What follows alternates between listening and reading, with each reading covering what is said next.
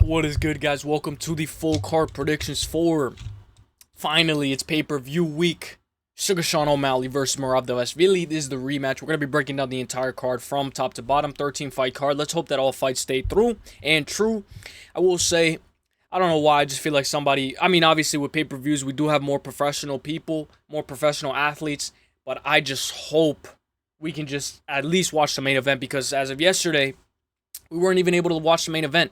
Maycee Barber versus Aaron Blanchfield. Of course, guys, we can't talk about next week without talking about what happened last week. So, I'm going to give you guys a quick rundown, show you guys my bets, and then we're going to get into the breakdown. You guys can skip this part in the timestamps. If you guys haven't, just give me a like. Let's break it down. A little bit of a recap. So, first fight, Dos Santos versus Ardeline. Shout out to Ardeline. She looked very good in the pocket, outstriking Dos Santos. Dos Santos is a walking punching bag. Happens. Oki Aswell looked amazing. Aswell has a chin made out of granite. Aswell is a good addition to the UFC. Earlier I was saying, I don't know if this guy's prepared. I don't know if he's ready. I don't know if he is ready for the UFC. And the only way you know is if you throw him into the wolves. Man, can this guy eat a punch. He has a chin made out of granite. As well, I can't wait for your next fight. Levitt. Oh, I'm glad I picked flip to Levitt because, man, did Kerr Hollabaugh go to sleep. Filo versus Nascimento. Filo did very good in the first round, but I will say, I don't know, he was making up, I don't know if it was excuses or what, but, on his Instagram stories, he ends up telling us stuff that we didn't know what was going on leading up to the weeks. It is what it is. No matter what, I think he would have lost that fight because of his questionable decision-making. He slips off of the back in round 2, slips off the back in round 3. First of all, Filo, you looked great at the start, but my guy Filo, what are you doing, my guy Filo? What are you doing? Very good performance from Nascimento. Lock of the week, baby, Zach Reese. But I know what you guys are going to say. That lock of the week wasn't that good, but what happened? He won.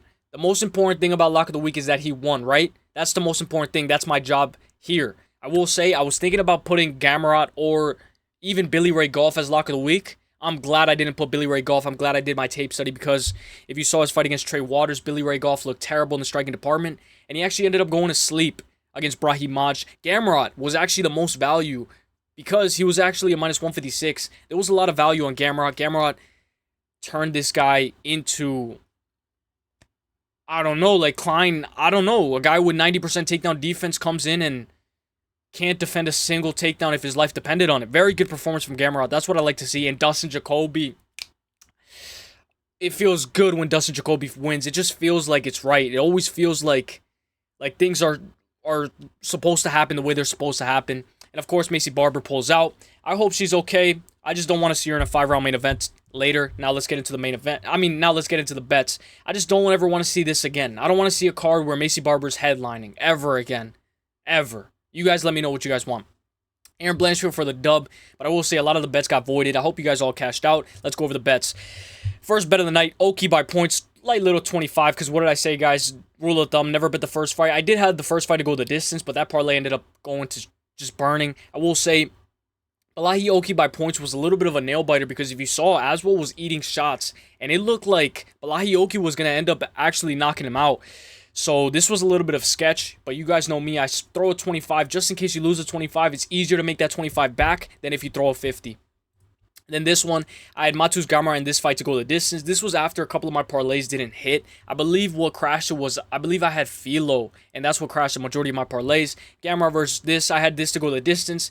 I believe I had 20 on it, but the profit wasn't as good as what it was supposed to be. Next parlay, probably one of my long shot parlays, 8-leg parlay, but it got voided, so it took a massive chunk, and I know it's not taking more than half, but that chunk is a big chunk that they're taking. 8-leg parlay for plus 1,968. Elahi Oki, who was actually a minus 1,600 live betting. I believe this was after the second round, a little bit after he started having more success. Jordan Levitt, Alan Nascimento, Kalen versus Maycee goes the distance. Dustin Jacoby, Bruno Lopez doesn't go the distance. Brahim Maj doesn't go the distance. Will this fight go the distance? Yes. Mateusz Gamrot, Ludovic Klein. The payout wasn't that good, I will say, guys. It was a massive chunk that they took from me, so it is what it is, though. We still won. And then this one, 5-leg parlay, plus 829. Ketlin Vieira. I had Ketlin Vieira at a minus 142. I believe this was a little bit of a live bet, though. Dustin Jacoby, under 2.5. Billy Ray versus Ramis Brahimaj, over 2.5. Gamrot versus Ludovic Klein, and the over 4.5. Took a massive chunk as well, but plus 829. Next parlay, this is where, I had a little bit more success. A little bit of a 4-leg parlay. Kellen Vieira at a -310 live bet. Dustin Jacoby, Matus Gamar, and Aaron Blanchfield. $10 for 33, but I believe it was for 50. But you know what it is. They got to take a chunk one way or another. And then I believe this was the last one. Kellen Vieira, -700 live bet. Dustin Jacoby, Bruno Lopez doesn't go the distance. Ramis Brahimaj doesn't go the distance. And Matus Gamar goes the distance. So I had a lot of parlays exactly the same. And I was just counting on Aaron Blanchfield to go the distance or win the fight. And that's what happened with me. But we ended up going positive, guys. So, like I said, guys, nothing wrong with going light. Without further ado, let's break down UFC 316, Dvalishvili versus O'Malley 2. We're going to break down this card without gilly-gagging, enough gish galloping. Let's just get into the juice. Let's get into the sauce. First fight of the night. This is a banger. I don't know if this is going to remain the first fight of the night, but we'll see as the days get on. Khaos Williams versus Andreas Gustafsson. Khaos Williams -155, Andreas Gustafsson +135. The only odds that I do not have up yet is MarQuel Mederos. That fight is the only odds that I do not have up yet. This fight is very good matchmaking. The short notice makes this a little bit of a mess, but let's hope this fight stays true. Can Gustafsson make his UFC debut already? It feels like this guy is never going to make his UFC debut. Gustafsson has had bad luck as of late. He was supposed to fight Jeremiah Wells, then Trevin Giles, and both of those fights fell through. Gustafsson has power. It's about time this guy makes his UFC debut. I'm already ready to watch this guy fight, and every time I'm breaking him down, it's like, can I just watch this guy fight already? I will say, this is by far the toughest matchup that they gave him out of all those matchups that he had prior, but he's willing to fight anybody just to get into the UFC.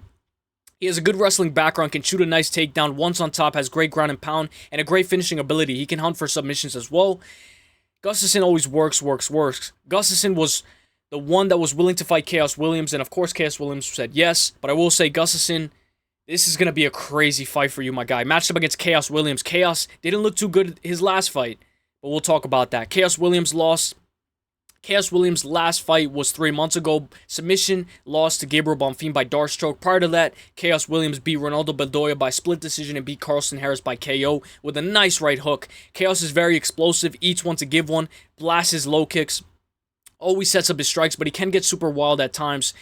I will say Gabriel Bonfim showed levels. Khaos Williams was headhunting way too much against Gabriel Bonfim. Gustafsson will have to weight cut twice. He was weight cutting, found out on Friday that his fight fell through. Now he's going to have to weight cut again, so I hope that this is not going to take too much of a toll on his performance.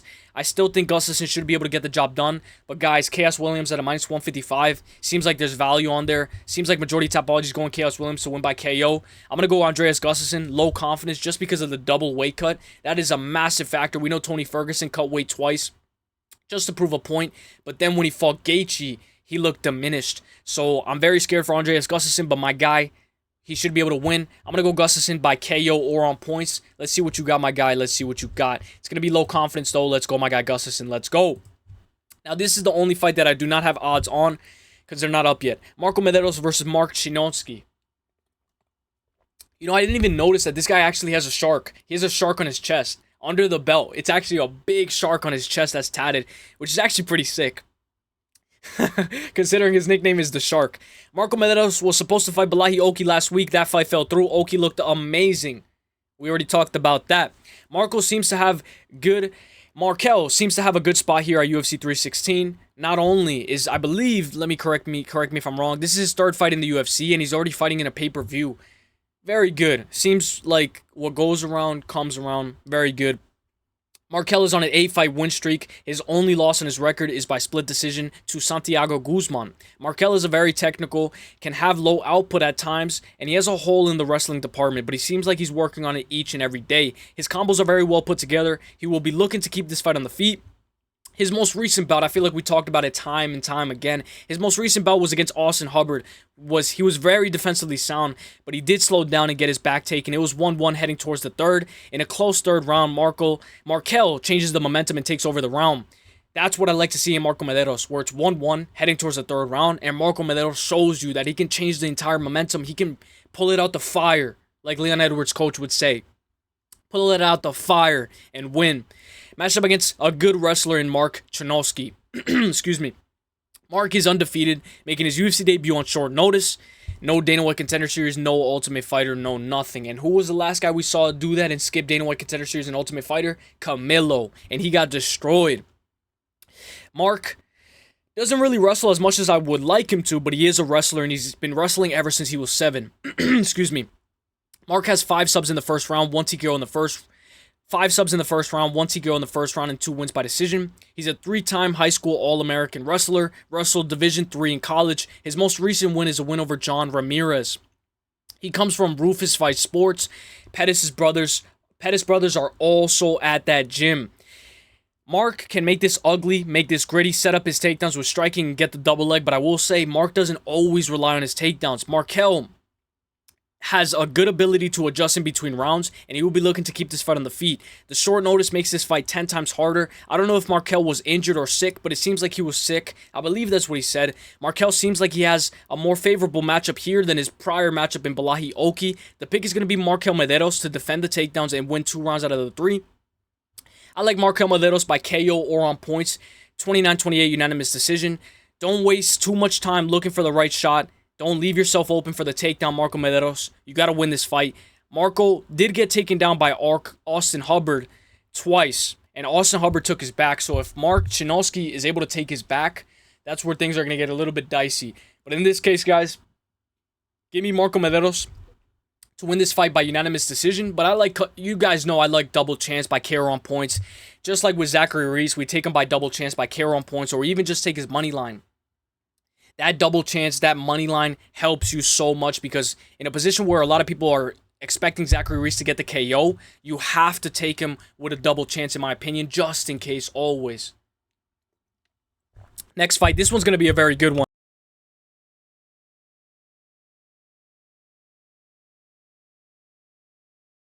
My bad, guys, my bad. Quillan Salkilld versus Yanal Ashmouz. Quillan Salkilld minus 480. Massive favorite versus Yanal Ashmouz. Yanal is a plus 330. Quillan Salkilld just fought 3 months ago in a beautiful performance against Ansho Jubilee and knocked him out in 19 seconds. Quillan Salkilld can wrestle. He has great decision win over Gage Young on Dana White Contender Series in September. Salkilld can blast kicks, has an underrated power, but tends to get a bit wild and chase the finish. Salkilld is matched up against Yanal Ashmouz. Yanal Ashmouz needs to pay for what he did to Trevor Peek. Jokes aside, but he actually did my boy Trevor Peek a lot. He did him dirty. Yanal lost the decision to Chris Duncan. Yanal is 4-1 in his last 5. A good striker, can be very technical, and he has the wrestling in his back pocket. He always goes crazy to start off the fight. Very solid defense, good takedown defense, and can mix it up himself. He is very well-rounded and showed a heavy grappling approach against Trevor Peek, which is something that I really like to see in Yanal. Quillan needs to keep this fight on the feet, but he can also mix in some takedowns as well, but I wouldn't like him too. He needs to work. If Quillan gets taken down, he needs to be urgent to get up.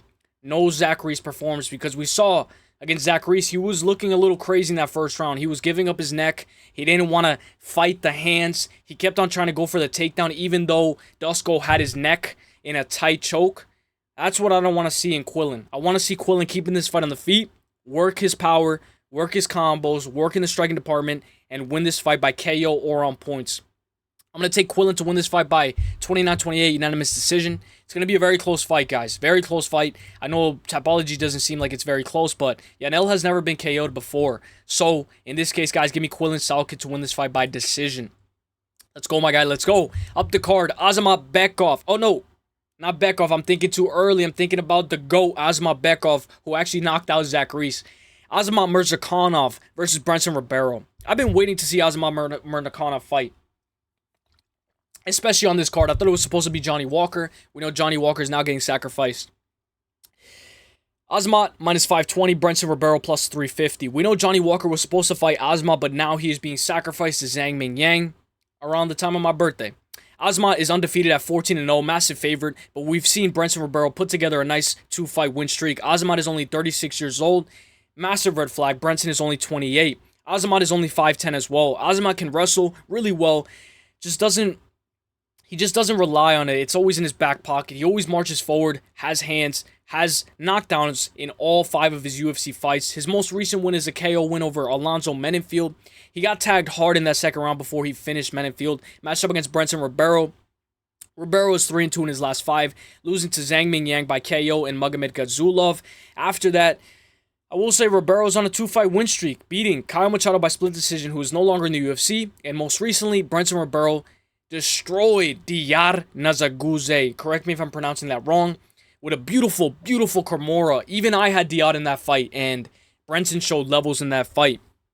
Brenson's takedown defense is not the best, but it's because he has that BJJ in his back pocket. Ribeiro is very explosive, but he can tend to just give up things if things just don't go his way.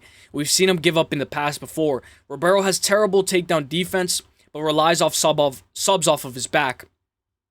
I can see Brendson Ribeiro tagging Azamat hard, and Azamat bringing the pressure, volume, and taking out Brendson Ribeiro. Azamat is the pick, but I can see him getting cracked and having to turn up the pace, just like in the Alonzo Menefield fight. Give me Azamat by KO on points. But guys, if Brendson Ribeiro wins this fight, how many times will Brendson Ribeiro need to cash as an underdog for us to learn? Give me Azamat.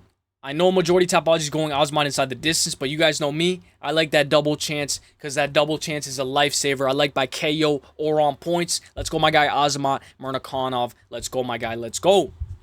Up the card, up the card, up the card. Minus 500. Joe Sang Yu versus Jeka Saragih. Jeka Saragih plus 340. This is a way to get the card started. This is a way to get people to watch this fight, to get into UFC 316. You know, a lot of people are probably eating. Oh, wait, you got to turn on the fights, turn on the fights. Then this fight comes on. This is a perfect time to get your food. Joe Sang Yu is an undefeated fighter, which is a massive red flag. We have multiple undefeated fighters on this card.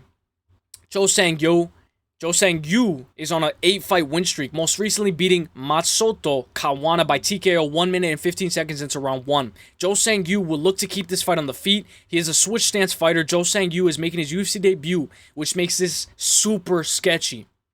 Joe Sang Yu has a good style, good footwork, and can rely on his power, and rightfully so, he makes things work. Joe Sang Yu can mix in great takedowns with great timing. Matched up against Jeka Saragih. Jeka is a super heavy-handed athlete at 14-4, looks to rely on his heavy hands to get the job done. Jeka has 5 TKOs in the first round, 3 TKOs in the second, and 1 in the third. Jeka can use his BJJ very well, has 4 subs, and this is going to be crazy. 3 subs in the first round, 1 in the third. This is going to be a crazy fight. Jeka can get super wild. Weston Wilson took down Jeka immediately, submitted him with a triangle armbar 1 minute and 49 seconds into round 1. Jeka has the puncher's chance. Give me Joe Sang Yu to win this fight by KO or on points. Joe Sang Yu by second or third round late TKO. I like it. Let's go, my guy Joe Sang Yu as a parlay piece. I will say, maybe in this case, because he's a massive favorite, we can sprinkle round 2 or 3 KO. Maybe we could do Joe Sang Yu by KO straight, and then take Joe Sang Yu as a parlay moneyline, parlay piece with somebody else. Let's go, my guy, Joe Sang Yu by KO. I'm going to go third round TKO. Let's go, my guy. Let's go. Now, this is a fight that I've been waiting for. I've been waiting for this fight ever since it was announced. Serghei Spivac versus Waldo Cortes-Acosta. This is as good as it gets. The card gets better and better as we go up. Minus 125 for Serghei Spivac. Waldo Cortes-Acosta minus 102. This will be a super close fight. Super sketchy fight. I can see both of these guys being victorious. Waldo Cortes-Acosta is 13-1. His only loss is to Marco Rodrigo de Lima, who is currently suspended for PED use. Waldo Cortes-Acosta is on a 4-fight win streak, beating Lucas Brzezinski by KO, Andrei Arlovski by decision. He was dancing in that fight, emoting a lot. Robelis is Spain by decision, and one of his best performances yet, a beautiful KO win over Ryan Spann. That fight against Ryan Spann was crazy. Costa has a high volume, high output, and lands almost 6 significant strikes per minute. Time and time again, Costa proves us all wrong. He can wrestle as well. He's very heavy-handed, and he backs it up with great wrestling. This is his toughest test yet in Serghei Spivac. Matched up against Serghei Spivac. Serghei is 17-5, 3-2 in his last 5. His most recent performance is a KO loss to Jailton Almeida, which was only 4 months ago. Prior to that, Serghei beat Marcin Tybura by submission armbar. Then before that, Serghei lost to Cyril Gane. Serghei is on an 8-5 in the UFC, which is something that I like to see about Serghei. Serghei has fought the who's who, and already he's lost multiple times, so he's very experienced. This guy has fought the elite of the elite in the UFC. Serghei is a great grappler with great BJJ. His BJJ is very good off of his back. He just tends to make things work. He creates sweeps, he creates openings, and he creates the ability to just find a submission, especially against Tybura. Serghei, being the slight favorite, makes sense. Serghei is the more experienced fighter. He has faced tougher competition, and on paper, it makes sense for him to be the favorite. But the pick is going to be Waldo Cortes-Acosta. Salsa boy. If Costa can get back up on his feet in time, I think he should be able to get minutes on the clock. He should be able to not control Serghei Spivac, but he should be able to win minutes. The way I see Waldo Cortes-Acosta as a minute winner, I see him being able to win a decision. Costa to keep this fight in the middle, work, defend takedowns, and look to be better than ever. Waldo Cortes-Acosta by KO or on points. I will say, guys, in this case, we don't have to take double chances. Give me Costa, money line at a -102. Let's go, my guy Costa, for the dub. Let's go, my guy. Let's go. It's crazy because at one point, the UFC was trying to kill Costa with Robelis Spain matchup. Next fight. Ariane Lipski versus, or Ariane de Silva, however you want to pronounce it, she's married now, versus Cong Wang. Ariane Lipski, we're going to call her Lipski, plus 280, Cong Wang minus 390. Ariane it's kind of too confusing calling her de Silva. This seems like a good spot for a parlay piece. Ariane Lipski has a very high volume and is always in a fight, but she can tend to be very open to the takedown. Ariane Lipski is 17-10 in the UFC. She is currently on a 2-fight losing skid, losing to Karine Silva and Jasmine Jasdavicius. Ariane Lipski can easily get controlled once on her back. She can be very open to a sub, as seen against Jasdavicius. She was open to that Darce choke in round 3.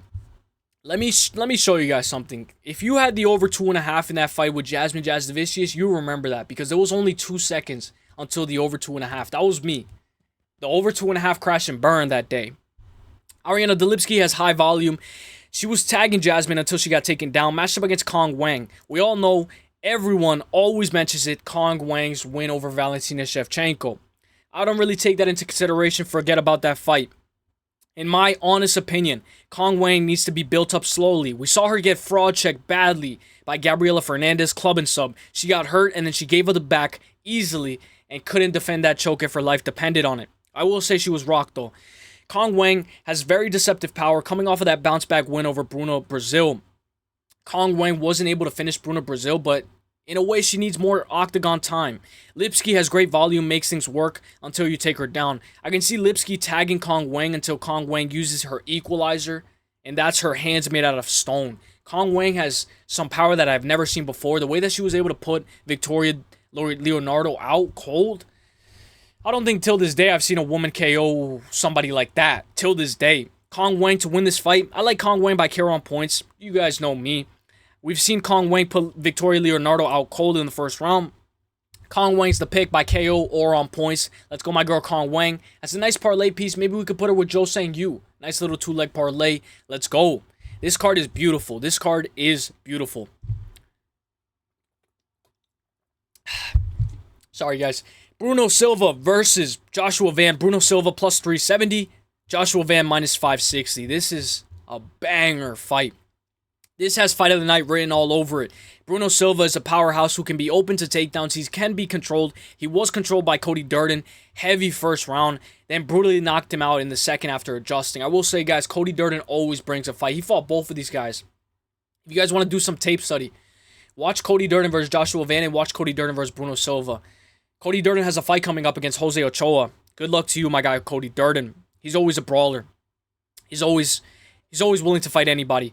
Bruno Silva was on a 4-fight win streak before losing to Manel Cap.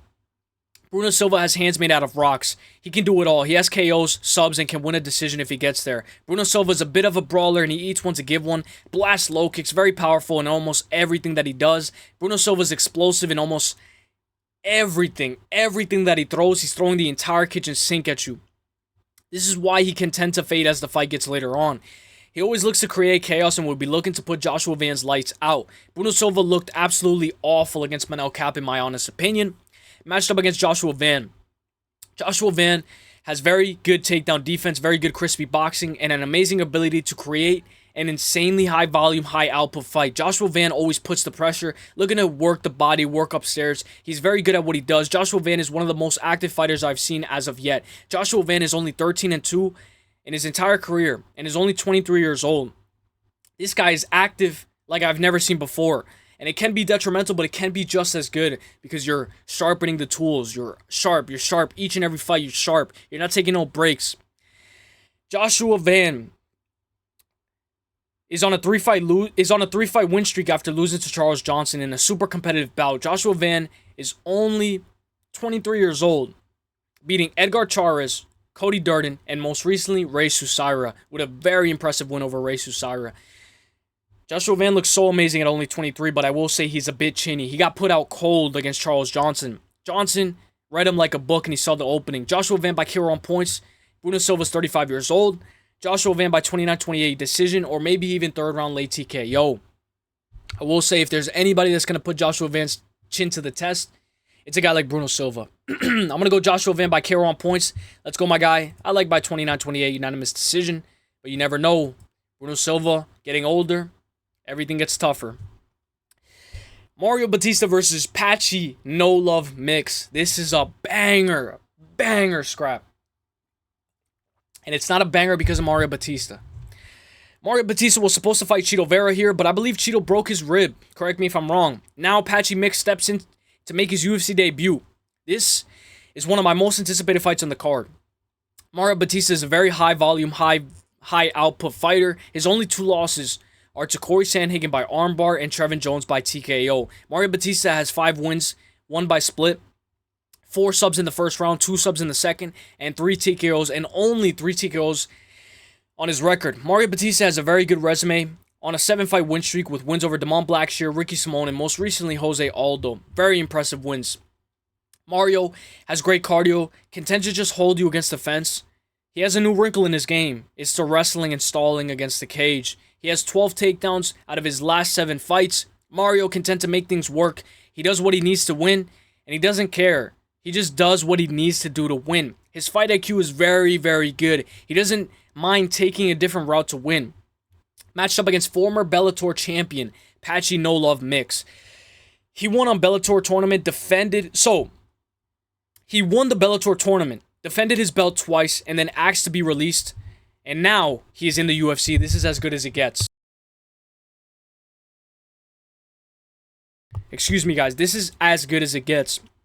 Patchy Mix resume speaks for itself with wins over Albert Morales, Kariya Haraguchi, Sergio Pettis, and he beat Magomed Magomedov twice. The first time he submitted him with a ghillie, and the second time he beat him by split decision. Magomed Magomedov has a win over Peter Yan by split. Then Peter Yan got that win back with a decision win over Magomedov. I will say, doing tape study on Patchy Mix is very interesting because this guy finishes a lot of his opponents. Patchy will look to grapple this fight. He will hunt for subs, hunt for the finish. In his 20 fights, in his 20 wins, he actually has 21 fights. In his 20 wins, 15 of them are inside the distance. And out of those 15 wins inside the distance, guess how many are by sub? 13 of those are by submission. Patchy is a grappler looking to implement the right game plan and looking to try to chase some finish, whether it's a KO, whether it's a submission. More than likely his bread and butter is the submission game. Mario is getting better with each and every fight. Patchy needs to grapple. If he can't grapple here, he might lose this fight due to Mario's striking. Mario has fought the who's who, and just because he was stalling his last fight doesn't mean this guy doesn't know how to strike. I like Patchy Mix inside the distance or no action even. Patchy Mix by sub or points. Patchy's going to be the pick, but let's not get fancy. I like the money line on Patchy. Patchy to win this fight by 29-28 unanimous decision. I can even see this one being a split decision. Let's go my guy Patchy Mix for the dub. I believe he's a minus 170. Let's go my guy Patchy Mix at a minus 174. Let's not get too fancy. Medium confidence on my guy Patchy Mix.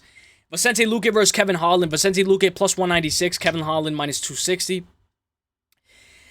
This fight at 170 makes things a little bit more interesting. Kevin Holland performs way better at 170. Both of these guys only have 2 wins out of their last 5 matches. Vicente Luque might need to wrestle here. Luque has an amazing ability to just find submissions off of the fly. Give me 1 second.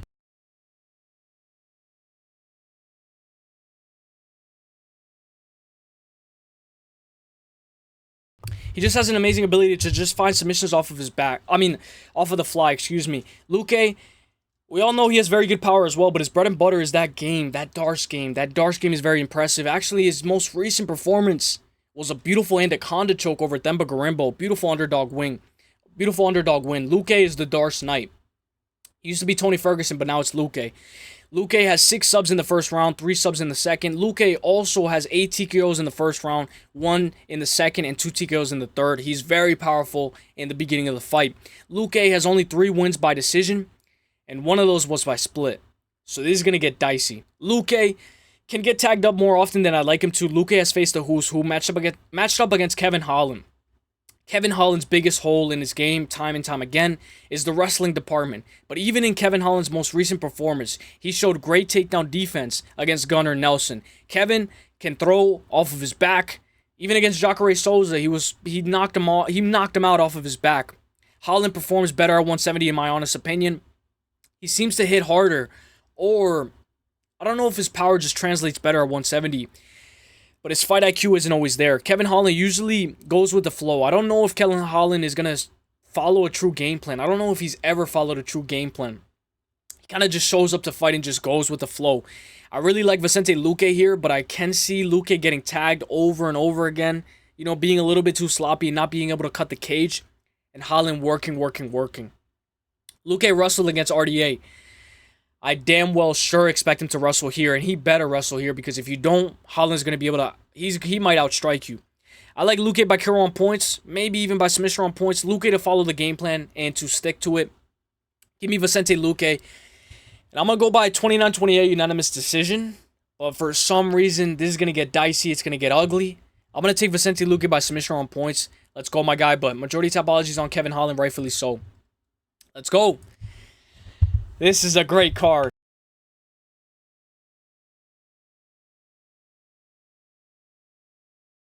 I thought I had a big snot right here, but that was just a glare. I thought I had a big snot. Here we go. Kevin Gastelum versus Joe Pyfer. Kevin Gastelum plus 300, Joe Pyfer minus 430. This fight was supposed to happen at UFC Mexico, but it didn't because Joe Pyfer got sick because of the water. I would say it's the water. But maybe, I think he said it was the food. I don't know what it was, but if you guys try tap water from a different place, it hurts your stomach bad. Joe Pyfer got sick and was forced to pull out. Now he's on a UFC pay-per-view. Kelvin Gastelum's most notable wins are Johnny Hendricks. Most notable performances, Johnny Hendricks, Michael Bisping, Ronaldo Souza, Israel Adesanya, I know he lost that fight, Ian Heinisch, Chris Curtis, and most recently, Daniel Rodriguez. Gastelum has never been knocked out. He has been subbed 3 times, but he's never been knocked out or TKO'd. Gastelum will be looking to create chaos. I hope he doesn't miss weight, because I really want this fight to stay together. Kelvin Gastelum missed weight against Daniel Rodriguez. He also had a head clash with Chris Curtis that led him to win that fight. Matched up against Joe Bodybags Pyfer. Pyfer has a record of 13-3. Pyfer has 5 TKOs in the first round, 4 TKOs in the second. Pyfer can do it all. He has submissions as well as TKOs, and he has a very good arm triangle up his sleeve that I believe he hit Abdul Razak Al Hassan with. Beautiful arm triangle that he has. Pyfer's only loss in the UFC is to Jack Hermanson. We've seen Pyfer lose by TKO, but it was an injury to Dustin Stolfus with a hard slam. That was the only time Pyfer got TKO'd, technically. Pyfer's coming off of a bounce-back win over Marc-Andre Barrios. A lot of people hate Pyfer, but I think him and Sean Brady are a very good duo. Iron sharpens iron. The pick is going to be Joe Pyfer by KO on points. I like Joe Pyfer by sub as well. It's worth a sprinkle. Maybe Joe Pyfer goes for the arm triangle. Although, Kelvin can wrestle very well himself. Maybe it's best if Pyfer keeps this on the feet. I can see Pyfer even maybe winning a decision as well. I'm going to go my guy Joe Bodybags Pyfer by KO or on points. And I might sprinkle a submission. I like that arm triangle that Joe Pyfer has. Let's go my guy Joe Pyfer for the dub. Let's go. Co-main event of the evening. Juliana Pena minus 620. Correct me. I got the odds mixed match. Juliana Pena plus 400. Kayla Harrison minus 620. Juliana Pena, 2-time bantamweight UFC champion, versus the Olympic gold medalist Kayla, former PFL champion.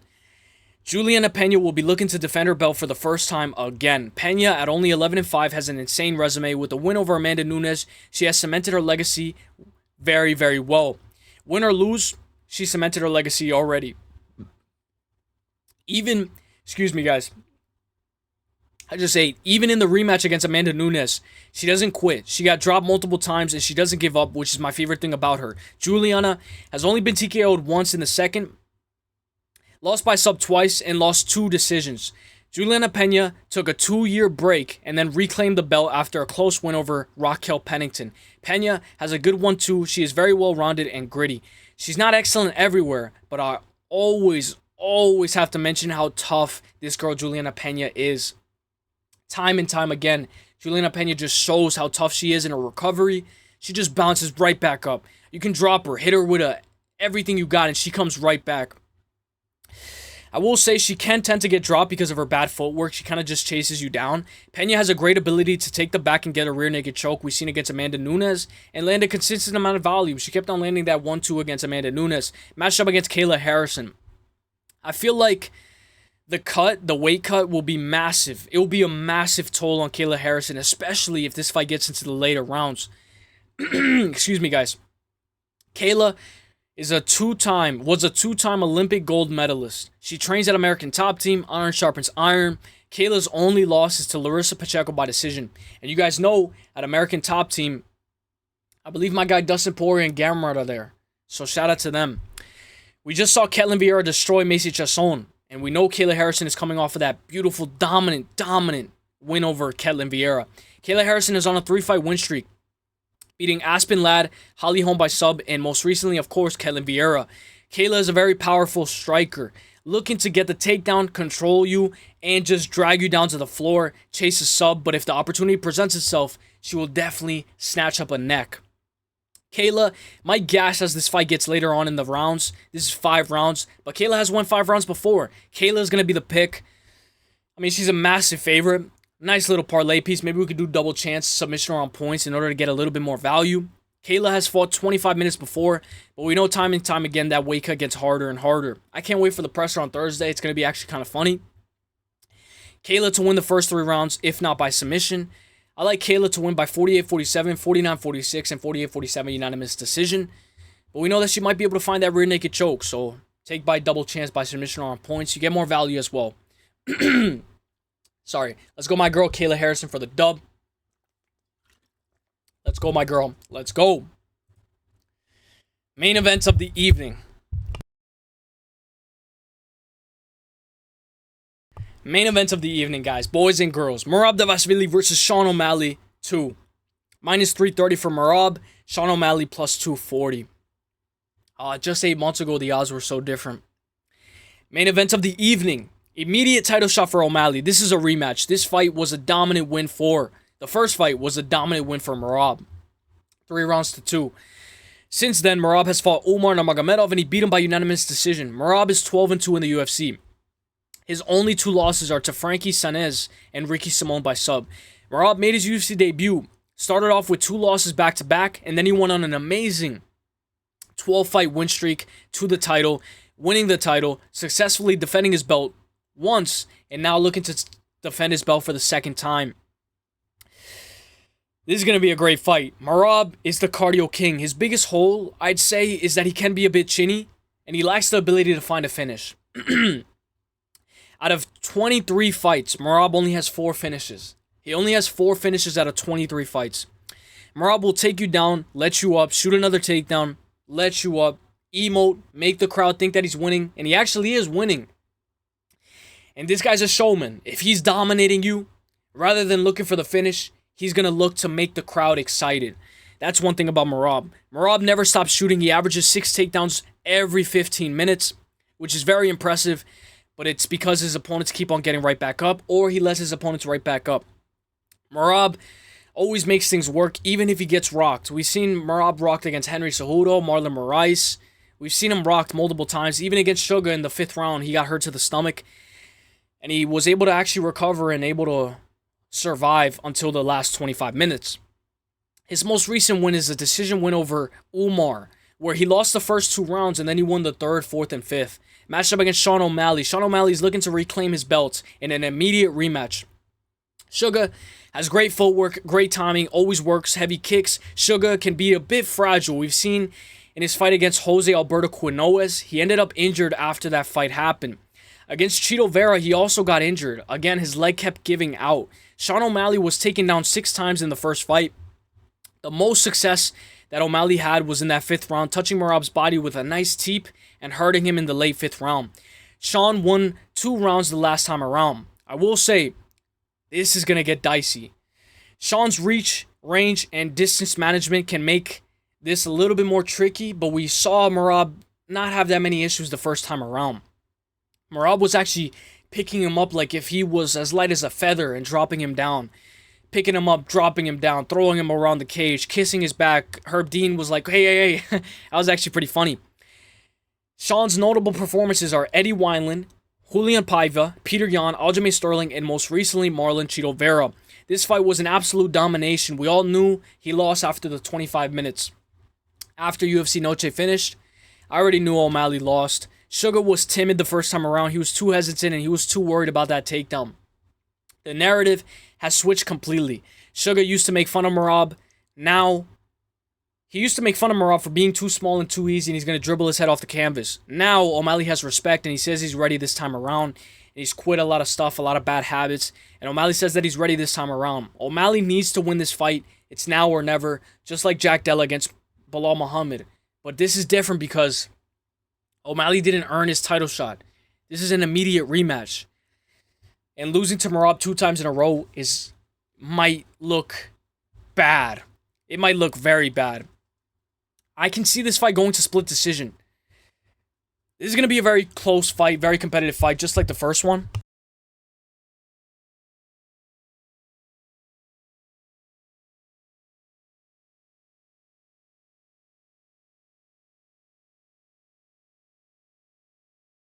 Excuse me, guys. My bad. Had a big amount of mucus. But I can see this being close. I can even see this being split this time around. We know that the last time, I believe it was unanimous. I believe it was clear and cut. I can see this one being a little bit more closer than the first time, guys. But the pick is going to be Merab Dvalishvili, guys, by split decision. As much as I want to go Sugar Sean O'Malley, I can see him creating an opening, creating more openings, having more output, having more volume, being more kick heavy. But even then, just one takedown can change the entire momentum of the fight, and not only the fight, the round. We've seen Merab against Umar Nurmagomedov. He lost the first and second, and then he comes back, wins the 3rd, 4th, and 5th dominantly. After Umar, of course, he broke his hand. But if there's anybody that could do it, it's a guy like Sugar Sean. But he's going to need that puncher's chance. I will say he's going to have to set it up. We gotta start working the body a little bit more earlier, Sean. But I know that teep to the body might be open for the takedown. I need Sean O'Malley to work the body, more volume, heavy kick. We need a heavy kick game plan. But in all, with all that being said, I gotta go my guy Merab Dvalishvili to defend his belt successfully for the 2nd time. I'm gonna go by split decision though. I can see this being a split, more competitive than the first time around. And I know some people might think that this might be even more dominant than the first time, but I think it's gonna be more competitive. Give me Merab Dvalishvili to win by split decision, 48-47 Merab, 48-47 split. Sugar, 48-47 for the winner by split decision, correct me, Merab Dvalishvili. I think this fight might have a little bit of controversy. I don't know why, but every time these guys fight, you could put them 10 times, 100 times, put these guys to fight each other. It's going to be close, razor close. Obviously, it was 25 minutes, so Sean O'Malley had a lot of success. But give me Merab Dvalishvili to win 48-47 split, 48-47 Sugar split, and for the winner by split decision, 48-47 Merab Dvalishvili for the dub. Let me know what you guys think, guys. Let me know what you guys think, guys. It's a 13-fight card. Obviously, we got 6 best bets in Lock of the Week on Saturday. I mean, I'm so excited for Saturday. We got 6 best bets in Lock of the Week on Wednesday.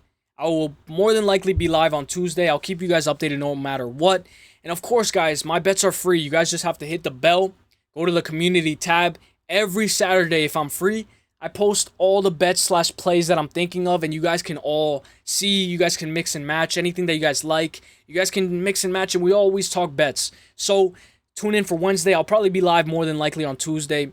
I'll see you guys in the next one. God bless. Let me know what you guys got. Let me know who you guys got. And let me know your favorite fight on this card. I'll see you guys in the next one. God bless. Peace. Hey.